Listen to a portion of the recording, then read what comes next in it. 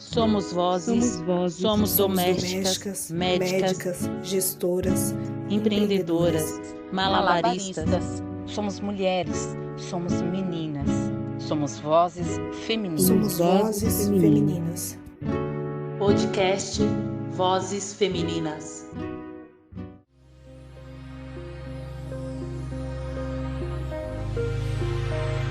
Olá, pessoal! Seja bem-vinda, bem-vindo e bem-vindes ao Vozes Femininas. Eu sou a Catiana e estamos na nossa segunda temporada. Feliz 2021, meu povo! Hoje o nosso episódio tem o tema A importância do acesso aos serviços de saúde mental para a prevenção ao suicídio. O Vozes Femininas é uma produção coletiva que tem a participação da Júlia Lúcia, da Kelly Baptista e minha, Catiana Normandia. Nesta segunda temporada, eu compartilho a apresentação com a minha parceira, Júlia Lúcia. Oi, Júlia, tudo bom com você? Olá, Catiane, salve, tudo em paz, salve, salve, vamos lá. Olá, ouvinte, seja bem-vindo ao nosso podcast. Iniciamos a segunda temporada com uma edição especial sobre saúde mental da mulher. Então, nesse mês de março de 2021, você escuta e conhece mulheres que desenvolvem atividades e cuidados que ajudam a gente manter ou recuperar a sanidade nesse período de pandemia. Nossa convidada é Milena Reis Pereira. Ela é psicóloga, educadora social, cofundadora da Clínica Preta, colaboradora e psicóloga no Instituto Vita Aleri. Milena Reis é pós-graduanda em intervenção na autolesão, prevenção e pós-venção do suicídio.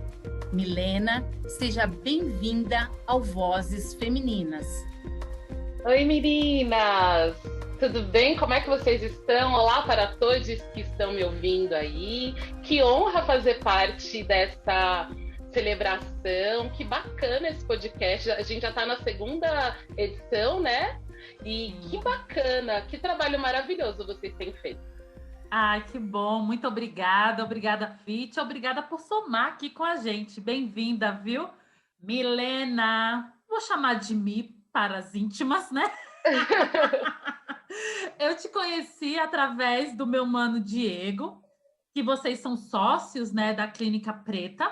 E eu lembro que na época a gente se conheceu, o Diego fez essa ponte para eu participar de uma live com você, num dia especial para a gente, mulheres pretas, né? Dia 25 de julho, que foi o Dia Internacional, que é o Dia Internacional da Mulher Preta, Latino-Americana e Caribenha, onde a gente celebrou, né? Celebramos ali, fizemos uma festa no meio já do caos da pandemia que a gente já estava vivendo, mas precisamos reverenciar a nossa ancestralidade e comemorar que estamos vivas. Inclusive, nessa live maravilhosa que eu te conheci, também conheci a nossa Melissa Casimiro, que ela está no nosso episódio, no episódio 25 aqui do Vozes Femininas. Um beijo, Mel maravilhosa, dona de tudo. Verdade, Kátia, a gente se conheceu quando a gente foi fazer nossa primeira live lá na Clínica Preta. A gente estava procurando mulheres pretas que somassem e que a gente admirava, né? Eu te conheci através do Diego e fiquei encantada com a sua história, com o trabalho que você faz, e com a Melissa, que é muito do coração. A Melissa, eu conheço ela há algum tempo já. E, pessoal, se vocês tiverem oportunidade, ouçam sim o episódio da Melissa e todos os outros, confiram. É isso mesmo. E assim, né, e aproveitar para falar da Clínica Preta, que é esse espaço, né, para escurecer e falar sobre a nossa saúde mental, a saúde mental da população preta. Durante essa pandemia, principalmente durante essa pandemia, nunca se falou tanto da nossa saúde mental. E falar da saúde mental e cuidar da gente, né, enquanto população preta que vive nesse país, que ele é racista, que ele é opressor, é de extrema importância e urgência. Então, assim, essa Clínica Preta, eu sou super fã de vocês, porque é de preto para preto, né? Praticar aí o Black Money também é fundamental. Conta assim, então um pouco para a gente como é fazer parte dessa Clínica Preta, como é o serviço de vocês, o que vocês têm feito, esse cuidado, né? E o cuidar da nossa saúde, que é tão importante, principalmente para nós que sofremos na pele toda a opressão e todo o racismo desse país. Cati, eu e o Diego, a gente tem uma empresa, né? E a Clínica Preta é um dos produtos dessa empresa. Eu e o Diego, nós somos psicólogos, nós somos os fundadores da Clínica Preta. E a gente, em 2019, a gente entendeu que era necessário que a gente olhasse para a gente. Eu sou preta, o Diego também. E a gente foi percebendo também que as nossas dores, elas casavam hora ou outra. Por exemplo, se a gente for falar sobre a solidão da mulher negra. Então, como mulheres pretas, muitas vezes, elas são preteridas. E todas as vezes que a gente atendia mulheres pretas, a gente percebia que isso era uma questão.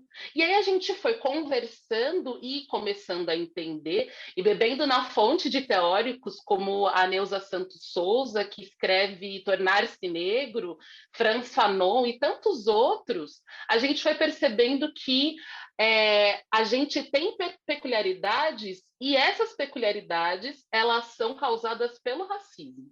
Então, a gente entende que o racismo, ele atravessa a nossa vida antes de nascer. Pais e mães de crianças pretas têm medo. Eles têm medo dessas crianças saírem de casa, de como elas serão tratadas na escola, na rua, pela polícia, pelo Estado.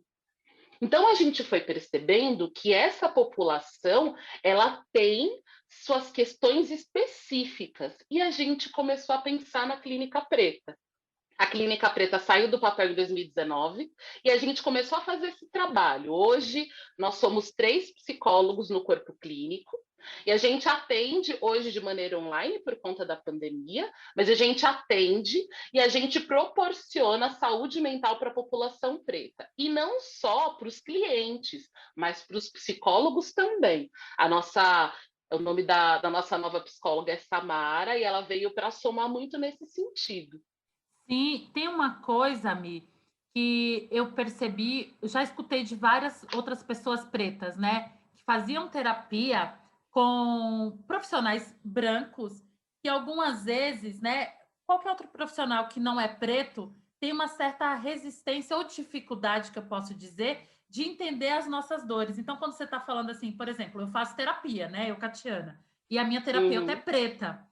Porque é isso que você trouxe desse lugar, né? Quando a gente fala de preto com preto das nossas dores, eu não sei, mas eu, Catiana, eu sinto que eu sou mais compreendida. As pessoas, elas não... Uma psicóloga, um psicólogo preto, ou qualquer outra pessoa, ela não vai duvidar do que eu estou falando, porque ela vai se reconhecer na mesma dor que eu estou sentindo. E isso acontece aí também, você sente isso, é um dos motivos que abriram a Clínica Preta, né? Mais um produto da empresa de vocês, porque isso também foi falado. Alguns clientes chegaram para vocês, clientes não, desculpa, pacientes chegaram para vocês com essa demanda de a não compreensão da sua dor? É muito comum, Catiane. Acho que você chegou no nosso ponto, assim. A gente não tá. A ideia da Clínica Preta não é dizer para as pessoas que psicólogos brancos eles não podem oferecer atendimento psicológico. Não é essa a ideia. Mas a nossa clínica é uma clínica racializada. A raça, ser preto, diz quem você é, te estrutura como indivíduo e muitas vezes determina até onde você pode chegar. O racismo, ele é pano de fundo para essa sociedade, assim como o machismo. O machismo que atravessa nós mulheres é pano de fundo para essa sociedade. Se não tem machismo, não tem um monte de coisa. Se não tem racismo, também não tem um monte de coisa. Como é que o capitalismo ele existe sem o racismo? Ele não existe, ele não consegue perdurar. Né? Então, a nossa ideia é essa, que esse olhar ele seja racializado, não que psicólogos brancos não consigam fazer essa leitura. Mas quando você é preto, O seu pano de fundo, ele é o racismo. Então, você vai entender. Você vai entender o que é ser o único preto no lugar. Chega na faculdade, você olha, ninguém. Professor, nenhum preto. Você fala, eita, tem alguma coisa... Às vezes, você nem se dá conta. É verdade. É assunto, hein? E novamente é isso. Não estamos falando que o psicólogo branco ele não atende também. Ele atende bom. A gente só está trazendo aqui a questão da raça, né? E eu falar com uma psicóloga preta, muitas das vezes eu tenho um maior entendimento e compreensão das minhas dores. Kati, eu acho bacana também a gente poder nomear essas coisas, né? Eu estou falando do atendimento psicológico, mas se a gente for ver no atendimento de profissionais pretos para a população preta, você vê a diferença. Assim como a violência obstétrica. Mulheres negras, elas sofrem muito mais com violência obstétrica. E quando são cuidadas por profissionais pretos, essa taxa ela diminui. Porque o racismo, ele é estrutural. Ele está na raiz da sociedade. E o nosso olhar, e eu estou falando do nosso, porque a sociedade é racista, o nosso olhar é a partir disso. E a nossa clínica ela vem nesse sentido, de desmistificar e escurecer as relações. É isso, e vamos escurecer. E eu sou fã da Clínica Preta. Um beijo, Di! Sou muito fã. Esse processo de desconstrução do racismo, ele exige uma atenção plena de todos nós, até porque o resultado das ações do racismo são sempre violentas e desconstroem uma subjetividade e que pode, inclusive, levar ao suicídio. E você, Milena, além da atuação como psicóloga e empreendedora na Clínica Preta, você atua também no Instituto Vitaleri, que trabalha com prevenção e pós-venção do suicídio. Quais são os maiores desafios que você tem enfrentado nesse contexto da pandemia? Olha, Júlia, eu acho que a pandemia, por si só, ela já é um estado muito complicado. Porque aqui no Brasil, a gente não tem pandemia, a gente não tinha. Então, você entende, as pessoas falavam muito a quarentena. Eu e a maioria da população achou que quarentena eram 40 dias. Entramos lá dia 16 de março, 40 dias depois já estava todo mundo livre. Só que isso não aconteceu. E os reflexos desse confinamento forçado, eles têm sido muito grandes. Não só o confinamento, mas também o medo da morte, o medo de se contaminar, o medo pelos seus, o medo de perder o emprego. A gente tem visto o preço das coisas cada vez aumentando, as pessoas não sabendo como elas vão se sustentar a sua família, pagar o seu aluguel. Então, essas questões da pandemia, elas vêm, eu percebo na clínica muito como sentimentos de angústia, de depressão, né? As pessoas elas têm relatado mais sobre isso. Então, é importante a gente pensar como o nosso estado mental hoje ele pode suscitar algumas coisas. Se a gente for falar sobre suicídio, relacionar suicídio e pandemia, hoje a gente ainda não tem dados epidemiológicos. Mas o que a gente observa, foi isso que eu falei para você, angústia, ansiedade, depressão. Na suicidologia, a gente tem um termo chamado fator de risco. É fator de risco e fator de prevenção. Os fatores de risco, esse termo ele fala muito de como a pessoa se sente pertencente. Então, fatores de risco. Se a pessoa não se sente pertencente a grupos e à sociedade, as coisas vão ficando mais difíceis para essa pessoa. Não estou dizendo com isso se vamos pensar, né? Homens morrem mais por suicídio. Mas essa não é uma condição de existência. É homem, tem algum tipo, eu estou mais angustiado, vai tentar suicídio. Não é isso. Mas a gente consegue perceber alguns fatores de risco, como, por exemplo, estar divorciado, solteiro. As pessoas casadas, elas têm, me parece que, obrigação com outros. As pessoas solteiras têm um pouco da ideia de que eu estou sozinho mesmo, tudo bem. Não vai acontecer nada, ninguém vai sofrer tanto assim. Se a gente for falar sobre fatores de risco para o suicídio, a gente fala sobre essa é do sexo masculino, homens morrem mais por suicídio. Né? A gente fala sobre grupos étnicos minoritários, e aí eu estou falando minoritários não na quantidade, eu estou falando no poder de compra, né? No poder social. Porque pessoas pretas aqui no Brasil, nós somos 56% da população. Mas nós somos grupos étnicos minoritários, porque a gente não tem força, a gente não tem poder. Tem outras questões, como, por exemplo, transtorno mental, fatores psicossociais, então, a dificuldade de uma família que seja agregadora, desemprego, violência doméstica, desamparo, né? Ter uma pouca flexibilidade. Já os fatores de proteção, eles são fatores que falam sobre a pertença. Então, ser casado, ter uma boa relação com a sociedade, bom relacionamento interpessoal, apoio em situações de necessidade. A gente fala muito sobre rede de apoio.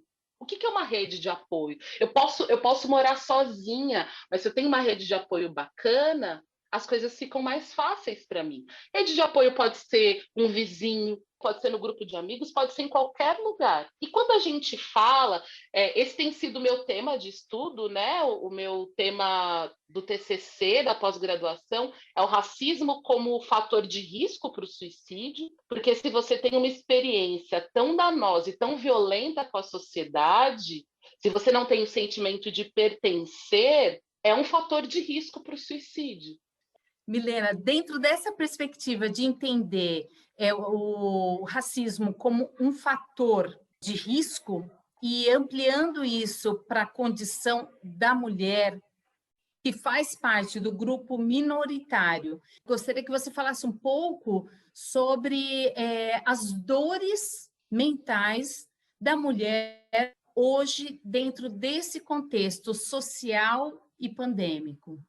Eu acho que a gente pode analisar de diversas maneiras. Se a gente está falando de uma mulher, da mulher brasileira, a gente está falando de mulheres completamente diferentes, né? A gente chama de interseccionalidade. A questão financeira é um problema? Se for, ela é periférica? Ela é preta? Ela é do público LGBTQIA+. Lá na nossa live que eu fiz com a Kátia, a Melissa estava também, a Melissa trouxe um dado muito interessante. Mulheres trans têm expectativa de vida de 35 anos. Aí você imagina, Júlia, imagina como funciona para essa mulher, para esse público, uma mulher preta trans. Olha as interseccionalidades, entendeu? Uma mulher preta trans periférica. Mulheres trans normalmente não tem outro lugar que não seja 2 vias. Ser cabeleireira, isso quando elas dão uma extrema sorte, e a primeira via, e a mais frequente, é a prostituição. Se a gente for pensar na questão de mulheres e a relação por mortes por suicídio, mulheres morrem menos que homens. Por conta também desse laço social. Aqui nessa sociedade, é uma sociedade machista. Então, mulheres, se eu sou casada, tenho um filho, separo do meu marido, o meu filho fica comigo. Aquela ideia de estar sozinha, de ninguém depender de mim, já não existe, porque alguém depende de mim. Mulheres estão algumas vezes, mais ramificadas. Nossa, e esse dado é curioso, né? De ter um maior número de suicídio por homens, né? E aí realmente como se diz, é a justificativa do machismo, né? Perfeitamente. Mulheres tentam suicídio, mas homens apresentam mais formas letais. Mas existe, sim, maior número de mortes por suicídio por homens, pelo machismo mesmo, né? Como é que você procura ajuda? Vou ficar choramingando por aí? Eu sou homem, eu tenho que engolir o choro. Hoje, eu tenho diversos clientes, eu não tenho nenhum homem na minha, como cliente meu. É muito raro que homens façam terapia, por exemplo. É verdade. É bem difícil o homem fazer terapia, assim, é uma labuta falar para o homem fazer terapia, né? Vai fazer Exato. terapia, querido, vá fazer terapia, meu amor. Porque esse homem que não faz terapia, ele adoece também a mulher, né? É porque assim, a gente tem que dar conta de tudo. E aí a gente, meu Deus do céu, e aí o homem tá lá todo doente e não quer terapia, não quer ajuda. Eu acho que nós três aqui já passamos por alguma história de algum homem, né? Algum homem que fez parte da nossa vida ou que faz parte da nossa vida, que a gente já indicou terapia e não foi. Né? E ele acaba destruindo a gente, né? Assim, é bem confuso, né, Júlia, esse negócio? Muito confuso e muito frequente, e ainda temos um caminho pela frente para a gente desmistificar essa ideia de que homem vai para terapia é um ser problemático. Não, ele é um ser humano, com todas as suas complexidades, dúvidas, que podem ter na terapia uma ajuda muito relevante para a sua reescrita, para o seu repensar. E aí, pensando na fala da Milena, o quão importante é a capacidade que a mulher tem de tecer redes. E nós temos visto, durante essa pandemia, o quão importante é a rede de mulheres que se ajudam mutuamente. E aí existem várias iniciativas, não é mesmo, Catiana? E tem serviços também que podem ser oferecidos e que a gente pode e deve recorrer, não é isso, Cati? Sim, essas redes, né, rede de apoio, como a Milena trouxe também para a gente, é fundamental. Percebi, Júlia, que ao longo dessa pandemia, que parece que está sem fim, o quanto de mulheres que se apoiaram, né? Eu tenho minha rede de apoio, você tem a sua rede, a Mi tem a dela, todas nós temos. A gente aqui fazendo Vozes Femininas é uma rede de apoio, né? A gente escutando outra mulher é uma rede de apoio, né? Enfim, rede de apoio e, né, protagonizadas por mulheres. É fundamental. Então, acho que também fica como dica para que os homens comecem a construir pequenas redes de apoio, já que às vezes são tão resistentes a ir fazer terapia, mas comece a fazer essas redes de apoio até para facilitar a nossa vida também, viu, homens? Porque, olha, vou dizer, gente, né? Não tá de brincadeira. E além dessas redes de apoio, Milena, existe vários serviços, né, gratuitos, principalmente voltado para esse público que não pode pagar, um público vulnerável. Queria saber se, conta aí para a gente, para o nosso ouvinte, dicas, né, aqueles que você conhece, aqueles que você tem como referências, desses serviços gratuitos de apoio, de terapia para vários tipos de público, aí, públicos vulneráveis. Kátia, a gente está falando sobre prevenção do suicídio, e eu queria, além de falar sobre onde as pessoas podem procurar ajuda, eu também queria deixar alguns alertas, né? Principalmente desmistificar um mito que as pessoas acreditam muito, que quem quer se matar não dá alerta. E isso, a gente tem que acabar com essa ideia. As pessoas dão alertas verbais e comportamentais. É importante que a gente olhe, escute, querendo ver e escutar. Então, por exemplo, o verbal é dizer que quer morrer, diz que é um fardo para a família, fala sobre muita culpa. Os comportamentais é se afastar de todo mundo, fazer planos suicidas. Então, como é que ele vai fazer isso? Ou até mesmo, eu estou falando ele, na intenção de que você ajude um amigo, mas que você também perceba em você. Se você tem esse tipo de pensamento, esse tipo de comportamento, é importante que você procure ajuda. Né? Então, se afastar, fazer planos, se desfazer das coisas que gosta.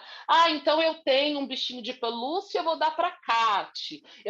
A pessoa vai se desfazendo dos pertences, vai se despedindo das pessoas.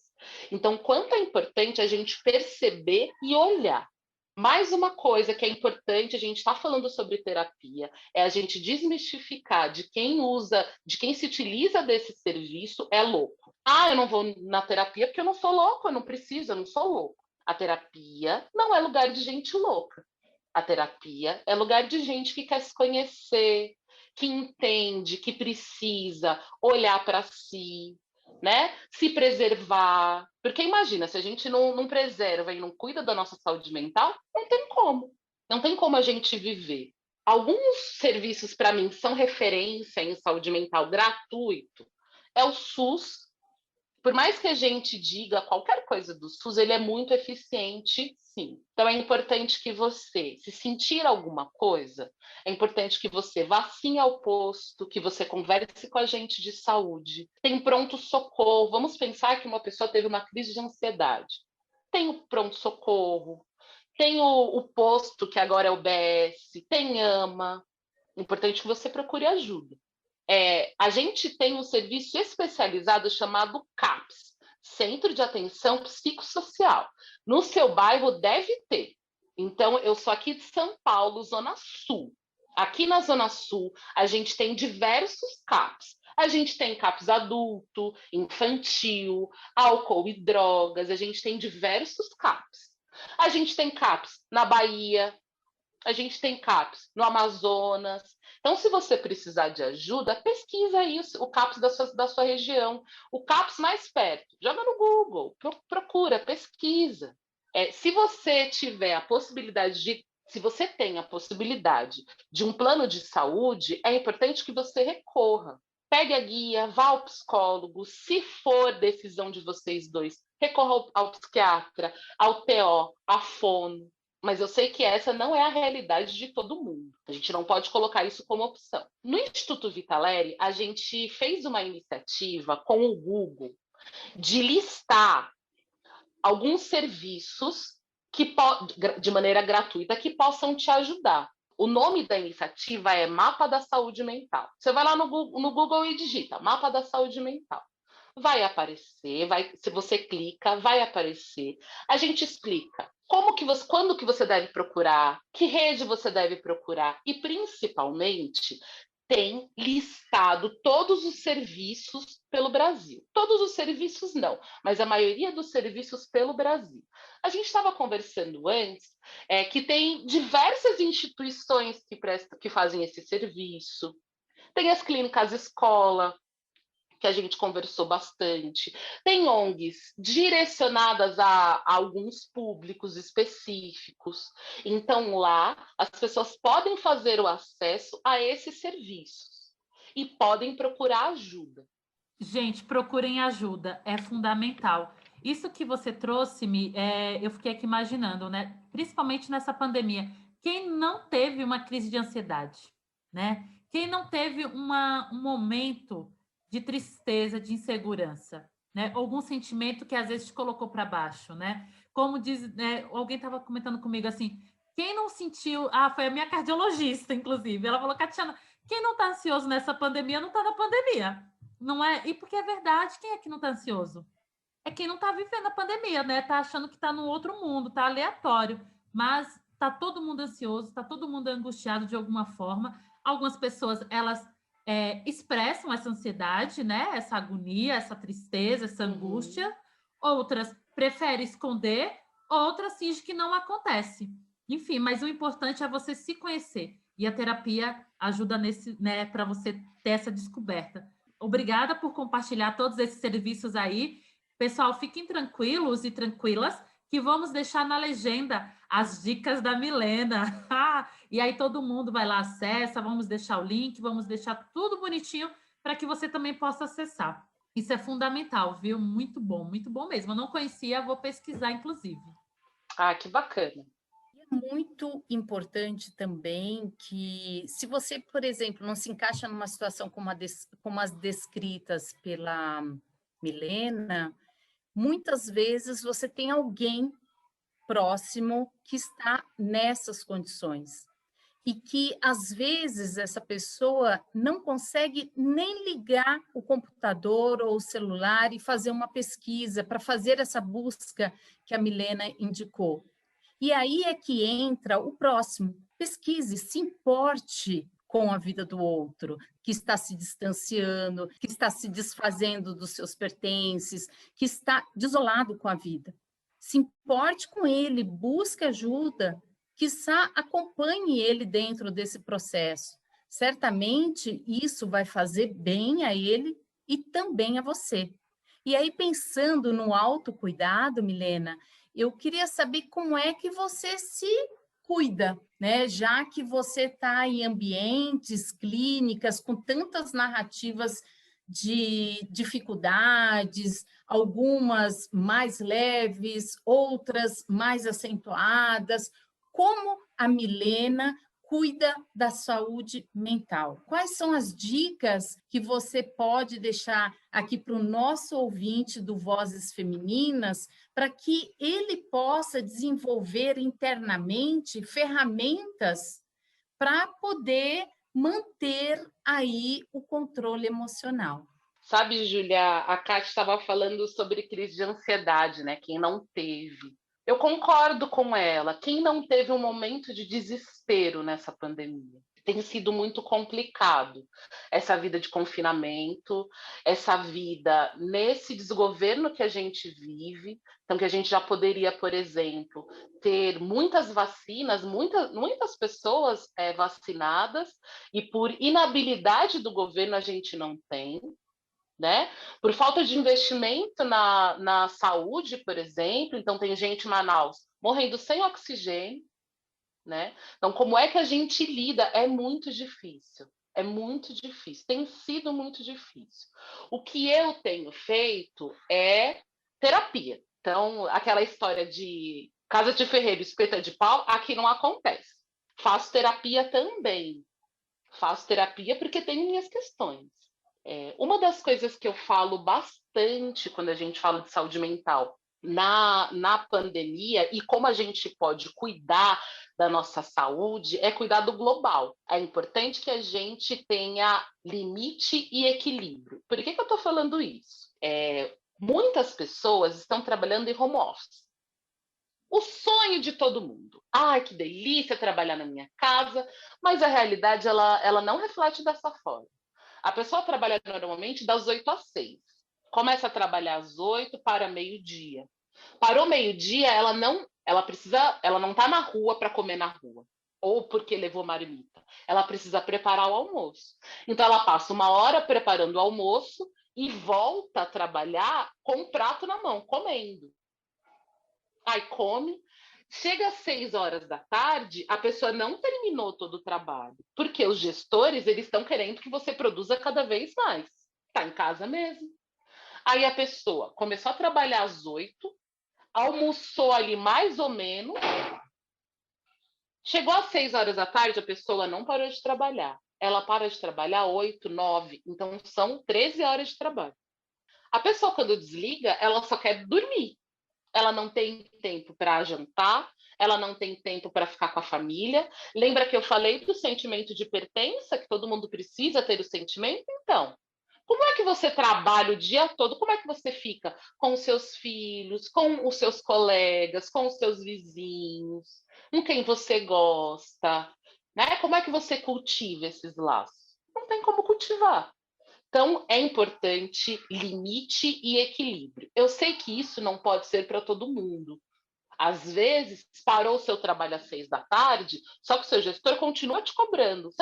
Às vezes, você não pode dizer para ele, eu não vou fazer, acabou. Mas é importante que você tenha esse equilíbrio. É importante ter equilíbrio. Porque o que acontece? A gente vai trabalhando. Uma das questões é dormir, por exemplo. Você precisa ter uma boa noite de sono. 8 horas, às vezes 8 horas não serve para mim, 6, mas que você tenha rotina para dormir. Que você consiga se alimentar, consiga fazer as refeições, se exercitar hora ou outra. Mas não pode sair de casa. Tá, então coloca lá uma música, dança, coloca lá no seu celular no YouTube, tem um monte de fit dance, faz as aulinhas de fit dance, ou você que é da década de 90, já estou entregando a minha idade, bota lá um vídeo do El Chan e vai dançar. Mas você precisa se exercitar. Pula corda, joga com seu filho, não tem filho, faz abdominal, faz um circuito, alguma coisa você pode fazer para se exercitar. Então, e também criar laços com as pessoas. Eu sei que está todo mundo muito cansado de tela a tela, eu sei que está todo mundo muito cansado, mas é importante você se reunir com seus amigos, de você poder se comunicar com a sua família, com as pessoas que você tem laços, então seus vizinhos, a sua comunidade, o pessoal da sua igreja, do seu grupo religioso. Então eu acho que se a gente for pensar como eu posso me cuidar, eu posso me cuidar dessas formas. É isso, Mi. Você estava falando, eu estava me vendo aí no começo da pandemia. Catiane! Menina, que agonia. Você estava falando, parecia que estavam comigo, assim, de verdade, né? E aí eu... Mas é isso, né? Trabalhava o dia todinho, aquela loucura toda, e aí sem aquela vida social, né? Agitada, porque aí você trabalha, acabou, né? Dorme. Acorda, acabou. O que eu fiz, né, de prioridades agora para 2021 foi: eu odeio acordar cedo, tá, Mi? Eu odeio acordar cedo. Assim, tipo, cedo de madrugada, né? Quem me conhece sabe, eu sou a própria libriana. Eu durmo para sempre. Mas eu falei assim, para o meu próprio bem, para minha saúde mental, o que eu fiz? Eu tô acordando 6 horas da manhã e estou indo caminhar, porque é um horário que a rua para mim tá mais vazia. Eu consigo ir caminhar, eu volto, tomo meu banho e aí vou trabalhar, né? Porque a gente só nasceu bonita, a gente não nasceu herdeira. E aí eu volto e venho trabalhar. Mas eu vou fazer a minha caminhada, caminho 1 hora e meia, 6 horas da manhã, porque eu começo a trabalhar às 8. Então, 6 horas da manhã, 7 horas, 7h30 eu já estou em casa, tomo meu banho, estou plena e começo a trabalhar. Mas é isso, se eu não tivesse feito isso em 2021, eu percebi o quanto que a minha saúde estava indo... e aí juntou tudo, né? A saúde física e a saúde mental, né? Porque... Sim.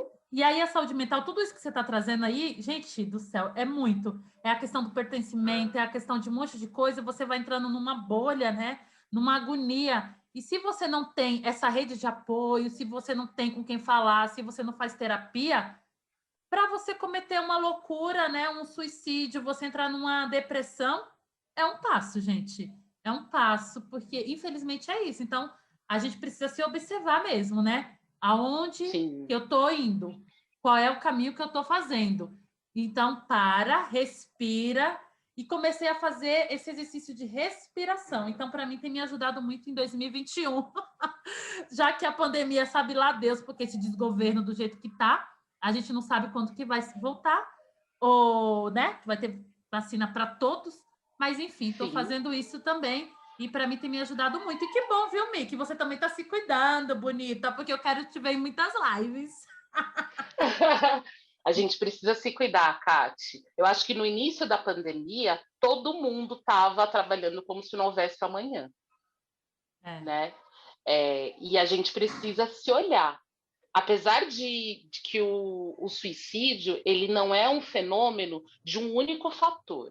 O suicídio ele é um fenômeno de diversos fatores, ele não tem um fator só, ele é multifatorial. Mas o que a gente vem percebendo é o aumento de sentimentos que levam as pessoas a ficarem mais isoladas, como angústia, depressão, né? E aí a gente vai, se a gente está 11 meses nessa loucura, hora ou outra, as pessoas vão se sentir mais tristes e acarretando diversos outros problemas. Verdade. Infelizmente, né?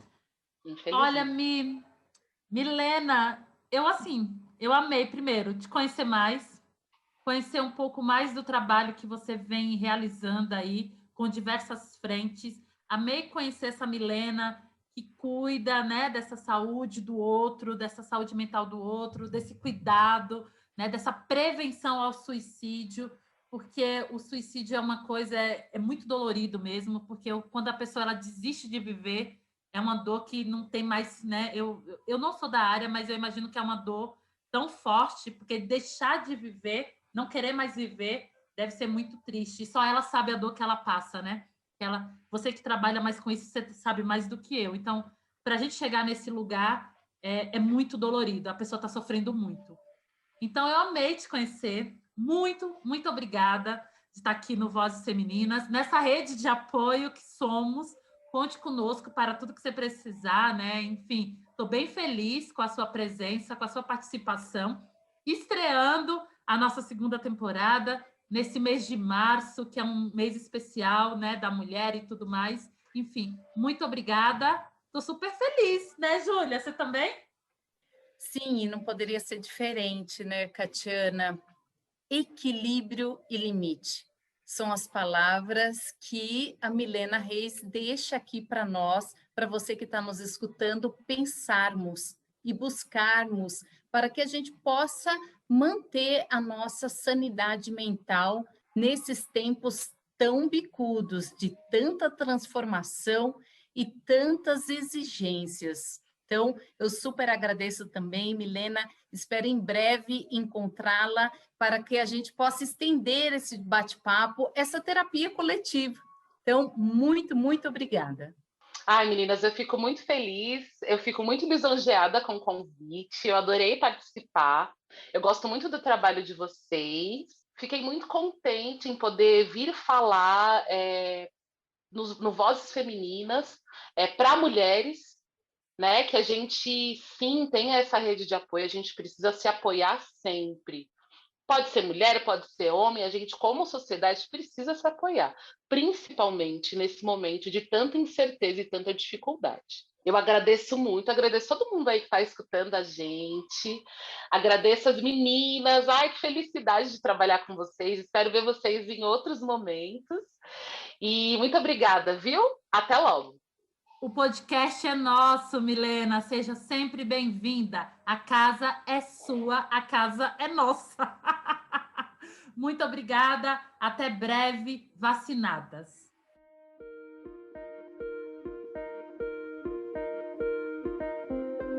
Esperamos que você, nosso ouvinte, também tenha gostado dessa voz feminina maravilhosa e potente, que foi a nossa convidada de hoje, a Milena Reis.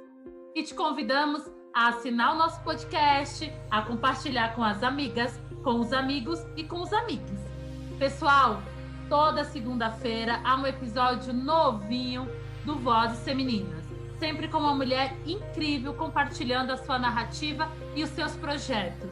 Júlia, muito obrigada pelo episódio, pela parceria de hoje. Até o próximo programa.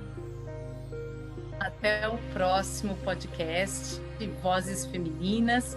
E para você que está aí nos acompanhando, por conta do isolamento social, esse episódio foi gravado com cada participante em suas casas. Portanto, se você identificou algum som suspeito ou algum efeito sonoro aí meio que especial, por favor, desconsidere. O Vozes Femininas tem a apresentação de Júlia Lúcia de Oliveira e Catiana Normandia. Identidade e produção visual da agência Dedica.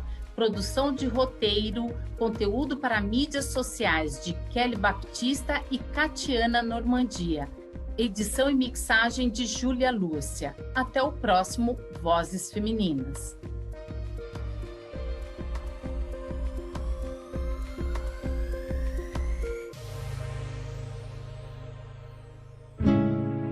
Somos vozes, somos domésticas, médicas, gestoras, empreendedoras, malabaristas. Somos mulheres, somos meninas, somos vozes femininas. Somos vozes femininas.